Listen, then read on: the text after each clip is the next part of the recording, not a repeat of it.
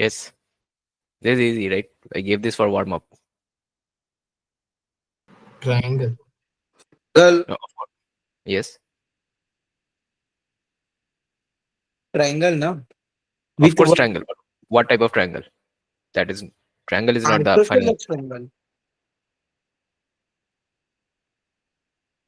Let me check.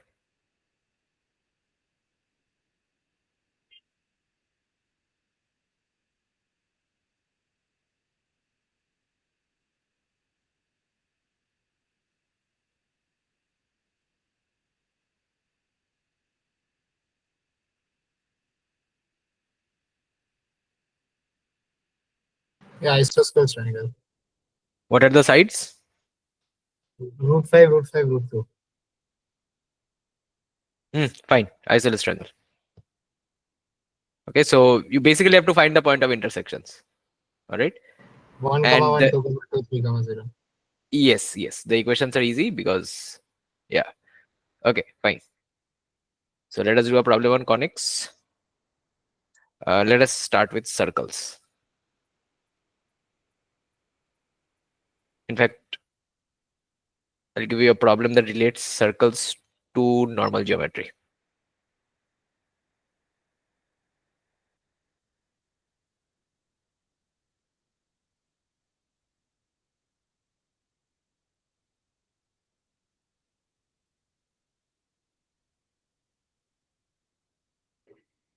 Try this.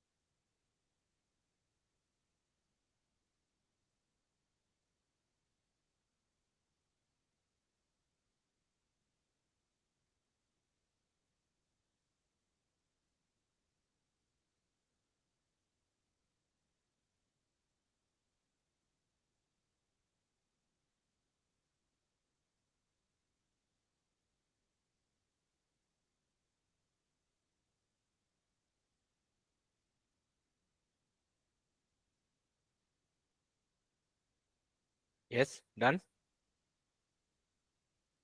1 minute.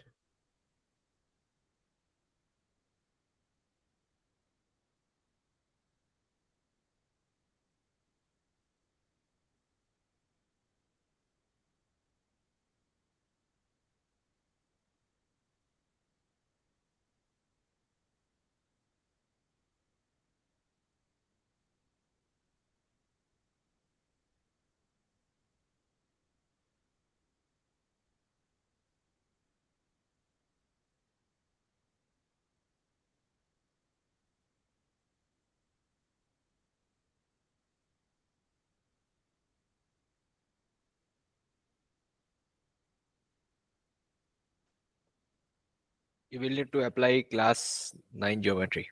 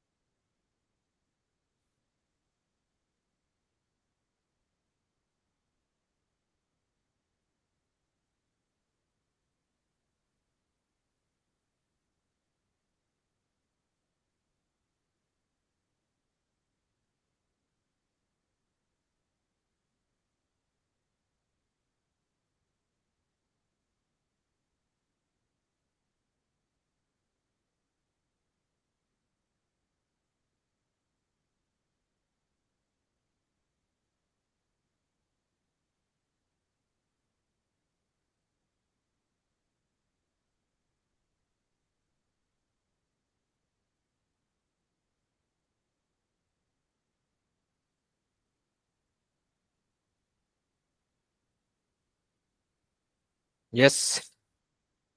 First, you need the diagram, right? Have you done the diagram? So you'll need a circle.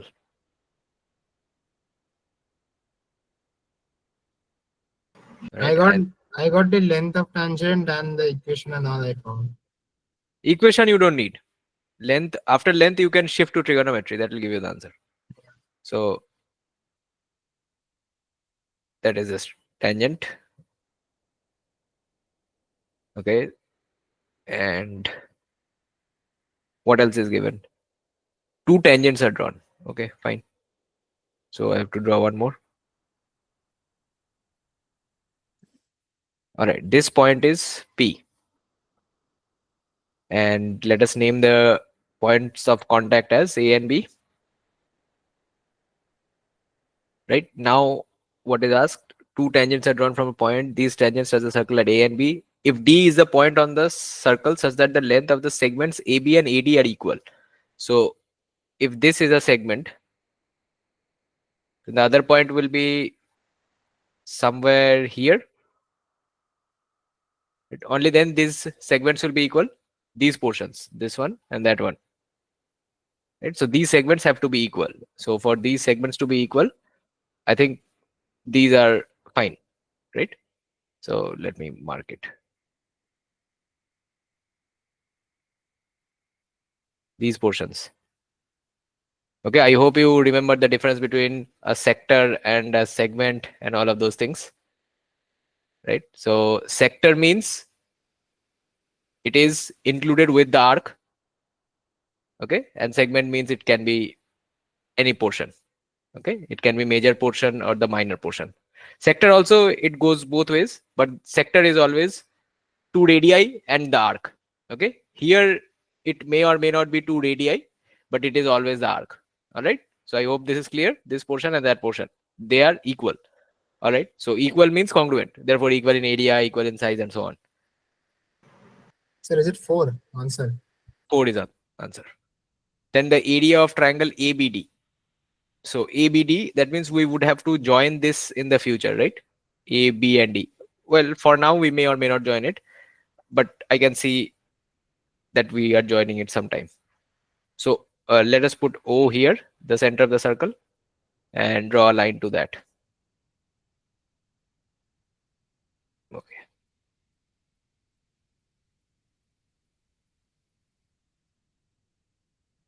All right. So here is O, the center of the circle. And then what else do we need?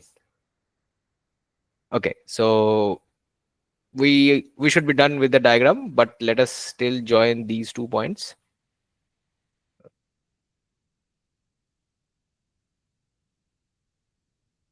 And then we will assume that this angle is theta.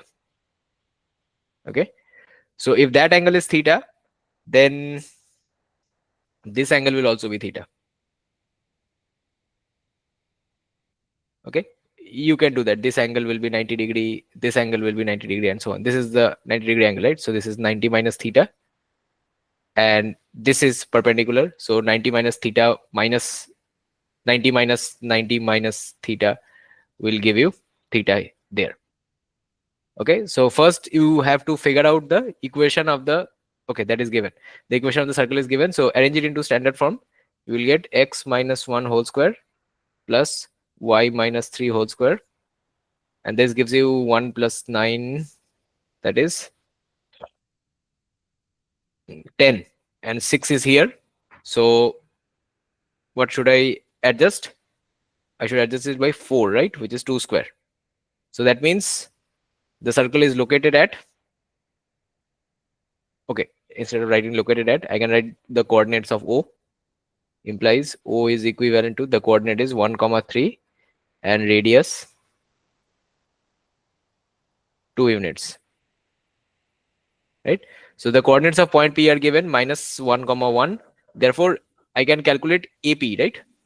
So what will AP be? AP, that will be AO square plus OP square, right? AP is the length of the tangent. So AP square will just be, wait, what? OP we can calculate, right? So AP square, the 90 degree is at angle A, right? So I'll have OP square plus AO square is equal to, no, here is the 90 degree angle. So this is the hypotenuse. So AP square plus AO square is equal to OP square. AP square plus AO square is equal to OP square. Now AO, we know that it is 2, right? So because radius is 2 units, so AP square will just be, I can calculate OP square because I know the coordinates of O and I know the coordinates of P. So that will be 1 square, no, sorry, 1 minus 1 whole square, right? So minus 1 whole square, because I'm going from -1 to -1, plus 1 minus 3 whole square, right? X2 x1 minus x2 minus x1, y2 minus y1, and then subtract AO square, which is 4. So AP square becomes 2, 4 plus 4. Okay, this is 4, right? So AP becomes 2. Okay, if AP is 2, then what do we need to figure out? We can figure out theta, right? Because we know AP and we know OP. Well, we know AO also. So since we know AO and AP, we can just do tan theta, right? So tan theta is equal to AO by OP, AO by AP, right? Because perpendicular by base. So this is basically 2 by 2, right? Because AP is also 2 and AO is also 2. So this is 1. That means theta is equal to 45 degree.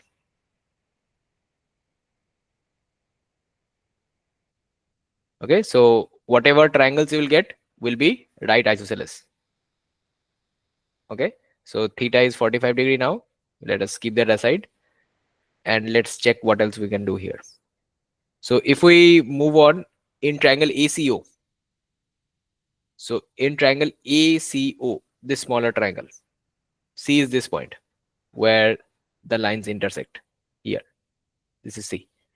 Okay, so in triangle ACO, which is this triangle, you can do cos, right? Because one side is known. Here 90 degrees this angle, right? So AO is known to be the radius and I want to know AC.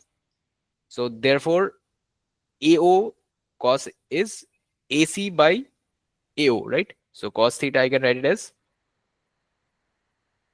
AC by AO and that would give me the value of AC as AO cos theta. Now AO is 2 units because radius, and cos theta is 45 degree. So 2 by root 2, that will give me root 2 units. Okay, AC is root 2 units. Now look into this triangle. This triangle, if you construct this triangle here, OB as well, you will see that these two triangles are congruent. Okay, this will be congruent by RHS. All right, right angle, hypotenuse, radius, and one common side. Okay, that means C bisects AC and CB. Okay, if you do the same thing here, you join these two, you join the line here M, then you will get again congruency by RHS. Right? So if you get the midpoint here and you are extending this point, you can use the inverse of midpoint theorem. All right, the inverse of midpoint theorem will guarantee that if this is a midpoint and these two are congruent triangles, then this is also a midpoint. Right? So once you have the midpoint, then you know that the ratio between AC and CB is half, same between these two. Okay, so basically this triangle is shrunk from this triangle by a factor of half in terms of size. Right? So if a triangle is shrunk with respect to half in its size, then its area is scaled down to 1/4. Right? Because area is calculated by side square and a constant. So from geometry we can conclude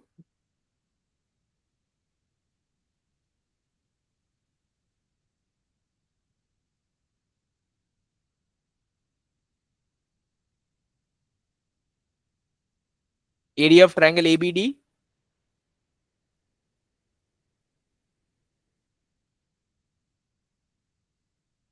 equal to 4 times area triangle ACO. Okay, a bit of similarity and midpoint theorem will give you the result. Now try to calculate area of triangle ACO. So area triangle ACO, that would give you, we already have the base, right? We have the hypotenuse, so we will need the perpendicular. And okay, how do we find the perpendicular? We find the perpendicular by sine theta, right? So I'll need something else before that. I'll need to calculate OC. So OC by AO is equal to sine theta. Now OC is equal to, again, AO is 2, sine theta is 1 by root 2. So this is root 2 units again. Right? So now the area of triangle ACO is half into base, which is root 2, and height, which was also root 2. This is 1. So therefore, area triangle ABD is equal to 4 into 1.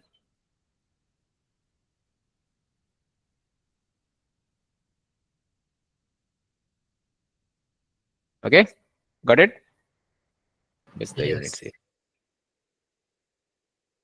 here. Fine.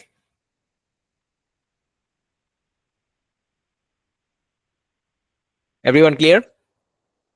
You can use simple geometry sometimes to simplify these problems. This was technically not a problem of coordinate geometry. This would have also not fallen under the category of geometry. So it is a mixed problem. All right, now we will do the tomato question. That was 852. Yes. This question is a bit tricky. But by tricky, I mean you have to use a bit of approximation and intuition to figure it out. But this was doable. In an exam, if you find stuck on one of these questions, try to move on to the next one. If you have an abundance of time, only then return here. Try this.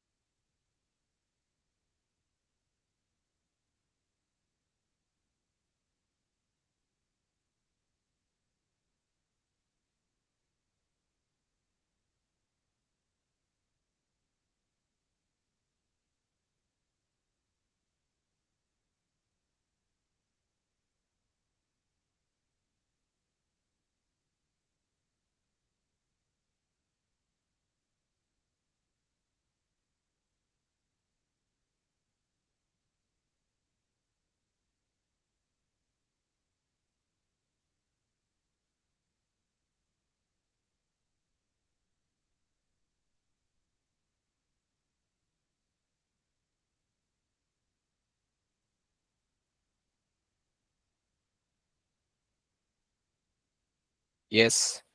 Anyone?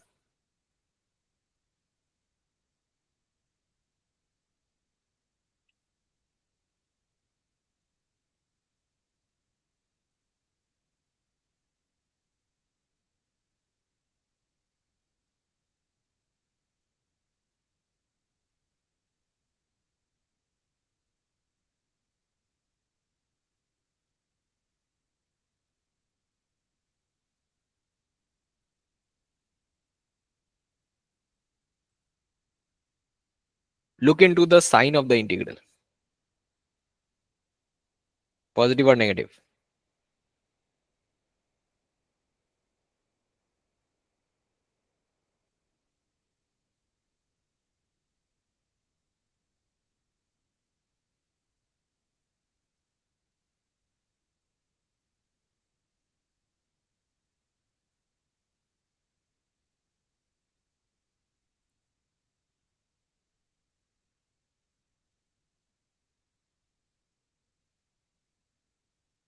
Yes. So what is given here? The main question is this weird integral, right? 0 to x cos t e to the power minus t square dt. Okay. So best approximation of the value of 0 to 5 pi by 4. right? Now 5 pi by 4 is specifically chosen. Why is it chosen? So that is chosen because it lies between two values that you have in the table. Okay, so pi and 3 pi by 2.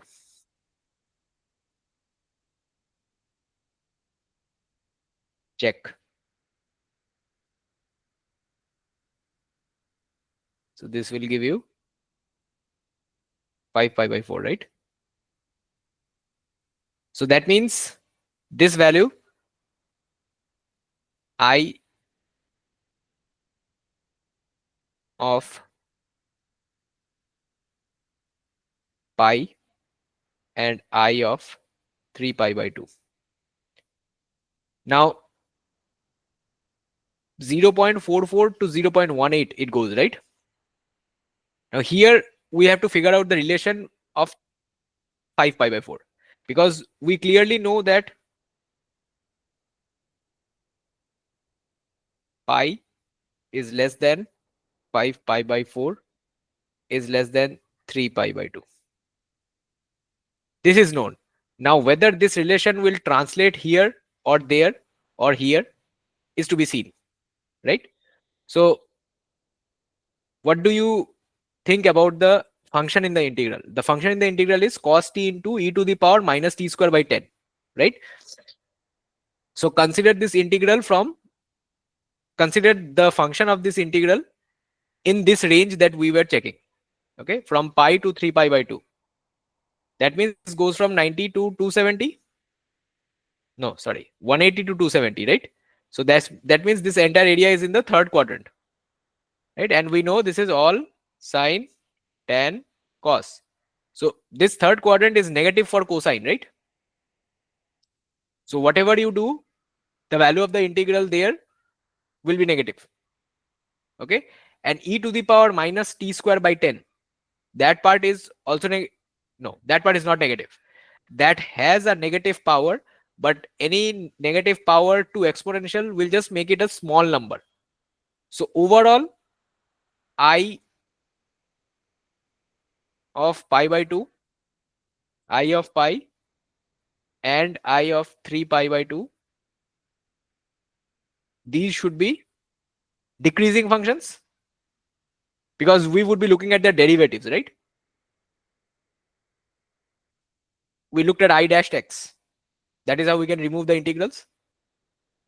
And we can do that by the fundamental theorem of calculus.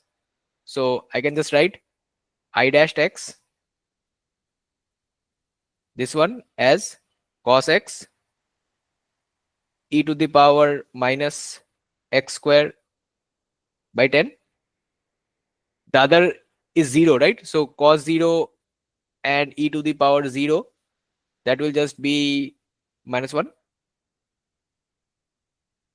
But anyway, this part is decreasing. This part is negative, right? So I dashed x less than 0 from pi to 3 pi by 2. Agree? So if this is decreasing, then what can we conclude from here? So if this is decreasing, then the sign will get reversed.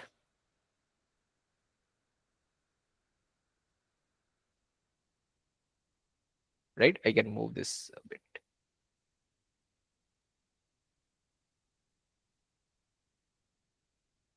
Agree? We know that I dashed is decreasing. I dash is less than 0, therefore I is decreasing. Alright? So that means if you substitute the values, what would you get? From here, you'd get 0.44 greater than I of 5 pi by 4 greater than 0.18. So what values immediately cancel out? A and D go away. No, sorry, A goes away because cannot be 0.6, 0.16 here. B, C, and D remain. All right. Now consider the fact that it is exactly around midpoint. So this approximation should also be exactly around midpoint. Okay, what is the midpoint of 4, and 18? That is 44 plus 18 divided by 2. That is 0.31. So the nearest estimate will be C.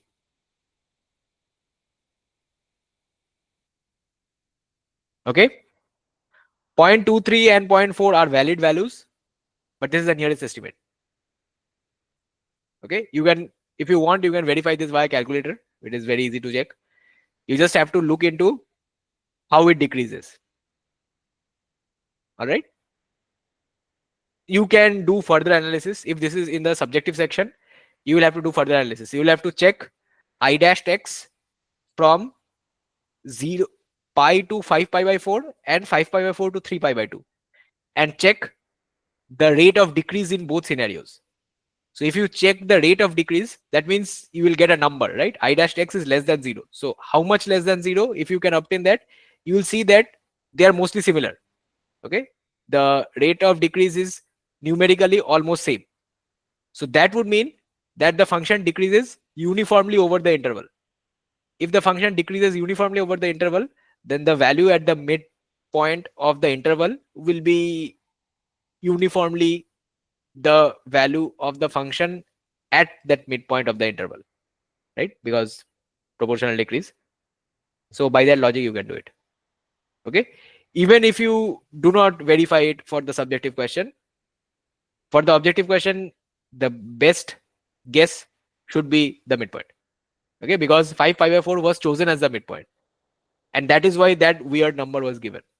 Okay. There is nothing random about this sum. They have very cleverly given that number so that it lies between two of them.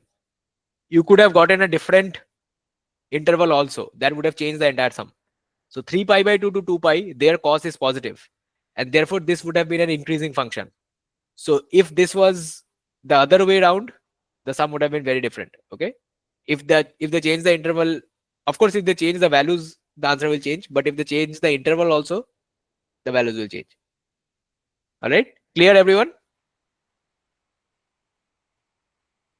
Yes, sir. Fine. Okay. So all doubts are cleared from tomato. What other chapters would you like to do? Sir, questions from hyperbola. Hey, coordinate geometry, we did. Go for a different Hyper. chapter now. Okay. Okay. What else? We'll get back to coordinate geometry again after this. After some point. Parabola, hyperbola problems. We'll get back. What other chapters? Yes, anyone? Suggestion? Number theory, brush up. Number theory, you don't get random questions. You will not get it in the final section. One question may or may not be there. There was no question last year. So you don't need to spend your time worrying about that chapter. If you want to deal with numbers, I can give you a question on permutation and combination. That I can do. Okay, sir. Or I can go for general mathematical reasoning. Let's do that. I don't think we have done that before.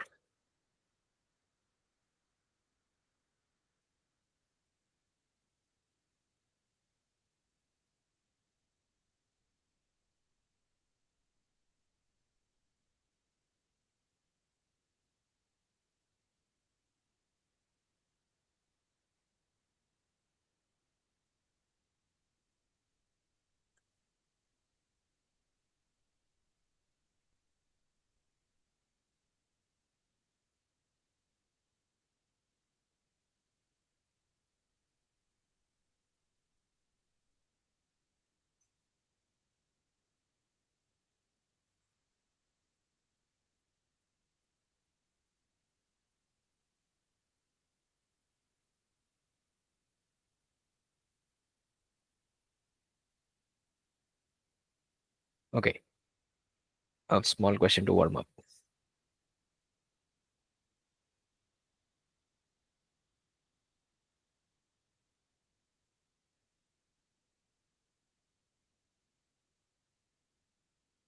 So this is a general mathematics question. It uses sets, logic, and so on.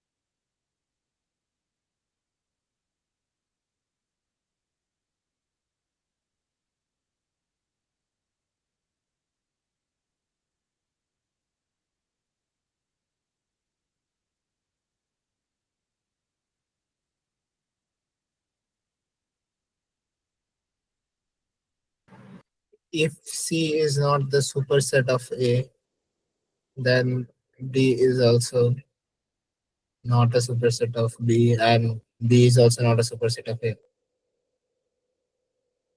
No, slight mistake.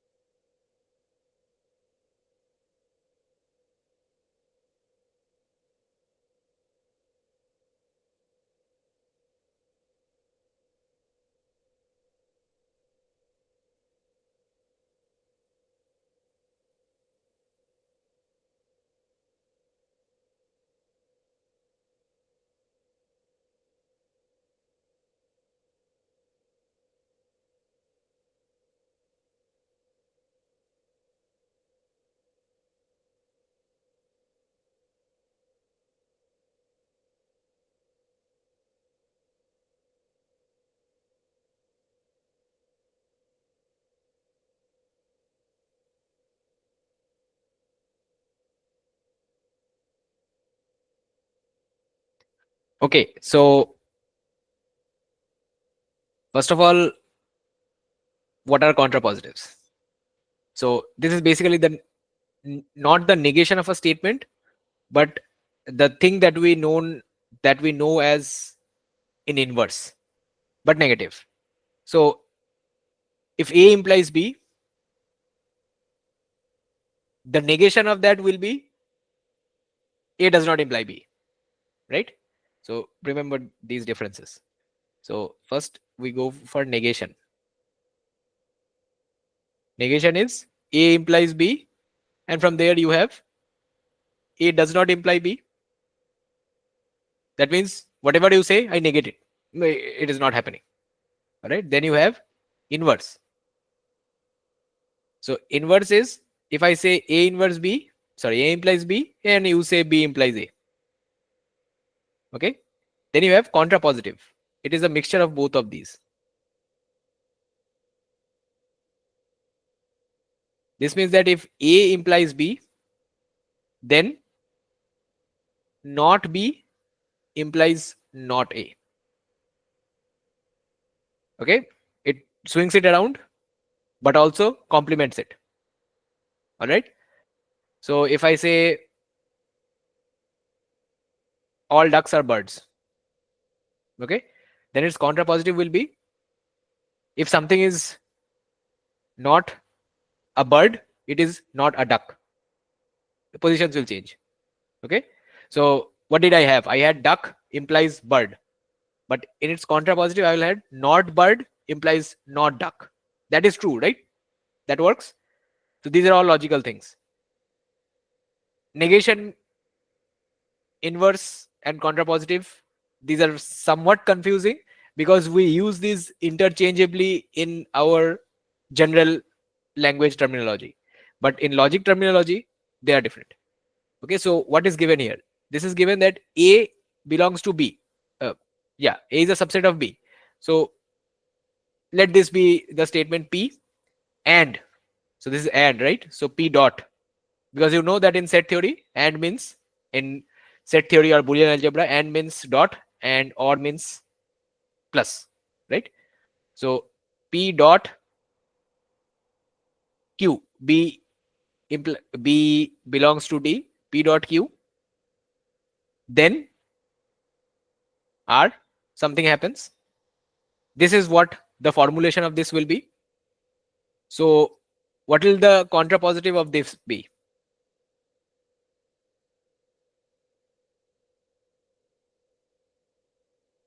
The contrapositive version will be R complement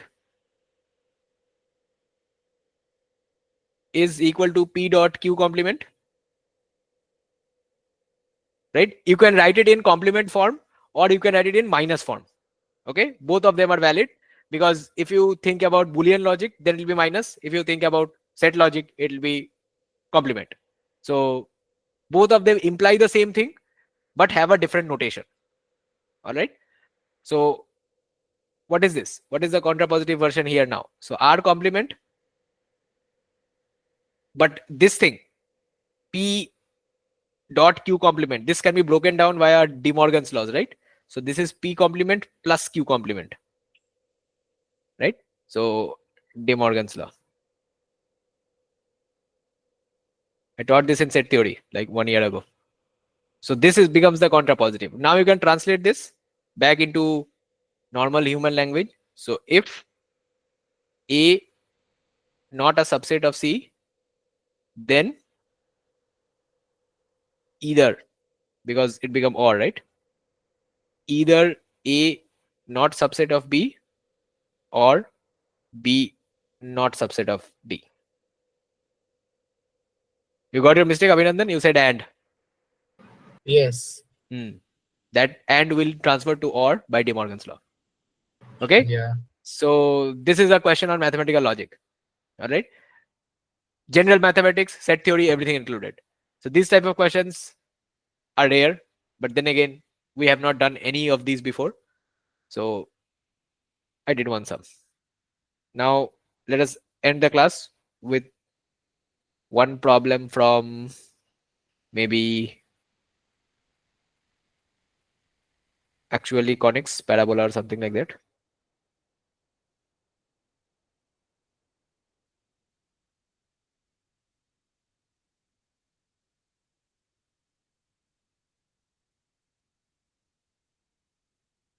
Okay, a simple formula based problem.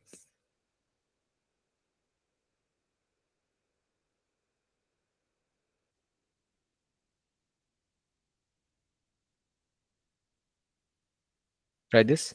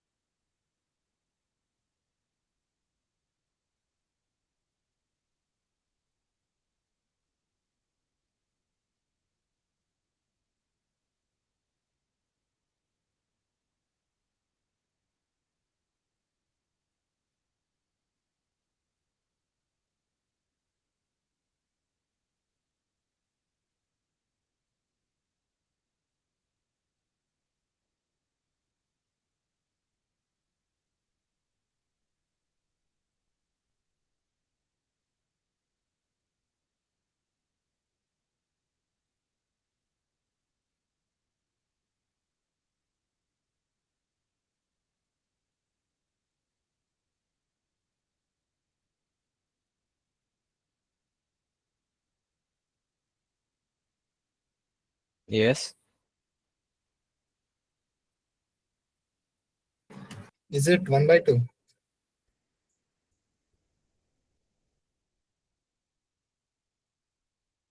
Hmm. I took tangent to y square is equal to 4x as y is equal to mx plus 1/m, and then substituted it in the other equation, Yes. and then So e is fine. equal to That is correct. Mhm. So you have to realize that the only way this will happen is if the tangent of one parabola touches the other. Okay. Otherwise, it will end up intersecting the parabolas and not touching it. Okay. So it should be the tangent to both parabolas. All right.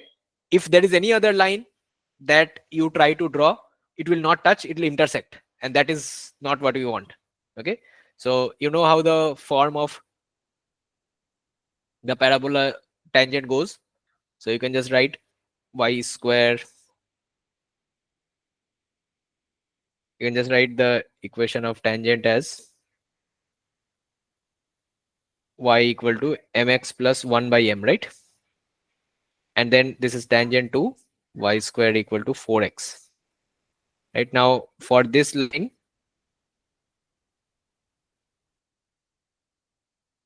to be tangent to x square equal to minus 32, you can just put the value. So 32, okay, I think this will be 32y, right? No, yeah, slight mistake. This is 32y. Otherwise, it will not be a parabola, right? So x square minus 32y. So you can just put the value there of y equal to that. So this is mx plus 1 by m, right? You cross multiply and you will get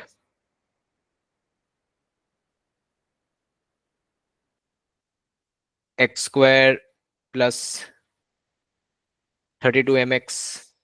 You will get x square plus 32 mx.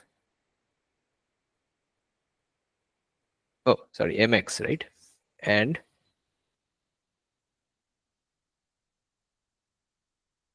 32 by m is equal to 0. Okay, so what will you do with this equation? How will you solve it?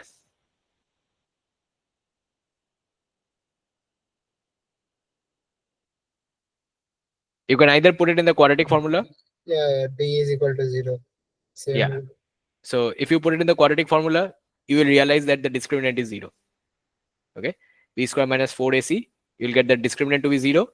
And if you solve from there, you will get, okay, this is the, you don't need to solve this equation, right? For the common tangent, you will have to have the discriminant to be 0. So if the discriminant is 0, then you can solve it from here and you will get m equal to half. You will basically get m cube is equal to 1 by 8. You can reduce that to m equal to half. All right. So use the properties and the formula. This should have been done. This is the starting point, and then you can put it in the other equation. That should give you the final answer. All right. Clear? We'll meet again tomorrow. So for tomorrow, try to think of any chapter